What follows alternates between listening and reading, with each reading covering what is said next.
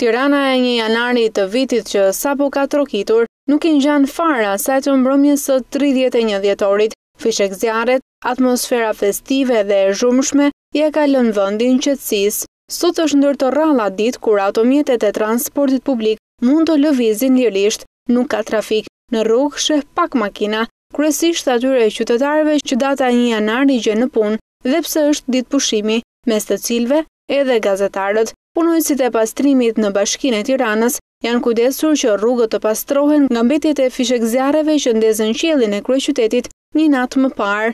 Rituali i vizitave tek të afërmit për të uruar një vit të mbar vijon, ndaj edhe në rrugë të zësyri automjete apo edhe kalimtar që zgjedhin të shëtisin pak dhe të shkojnë tek të afërmit e tyre. Një pjesë e madhe e lokaleve dhe e bizneseve i kanë mbajtur të mbyllur qepenat për të pushuar edhe sot, por jo të gjithë kanë zgjedhur të pushojnë, ndonse të rralla ka lokale dhe biznese që ofrojnë shërbimet e tyre. Por shumicën e qytetarëve këto ditë janë një mundësi e mirë për të pushuar dhe për të marrë energjinë e duhur për sfidat e vitit që sapo ka mbërritur. Më me fat duket se janë punonësit e administratës shtetërore, të cilët i kthehen punës më 6 janar, sepse ditët e festave pasojnë nga pushimet e fundjavës.